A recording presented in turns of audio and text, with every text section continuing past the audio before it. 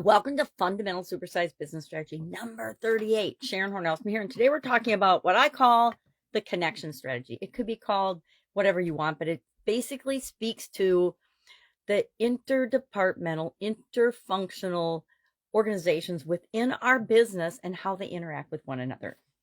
In the Let's Grow Annual Challenge today, we're talking about the interconnectedness between the different life framework areas that we have. And it's really a similar structure and a similar idea to looking at the relationships and the connections that we have between functions and between departments within our business.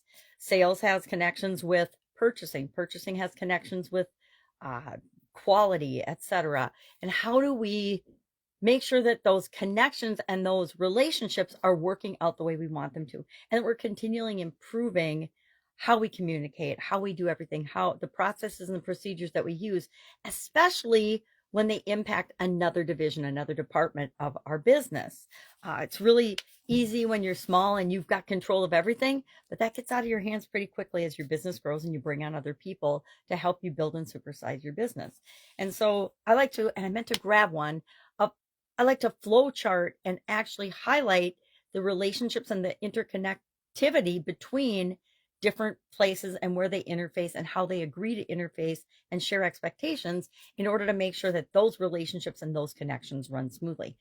A lot of our businesses and a lot of what we do in our business is dependent on other people doing their job first. That's why I always like to look at the flow through the organization, like a customer or a supplier and a customer, supplier and a customer for each different area that we have to deal with in our business. And everybody in the business, some divisions, some departments like quality, customer service, sales to a certain extent, marketing for sure, they actually have multiple customers. And that's why I think it's so important that we actually consider those connections and how they work and how we want them to work.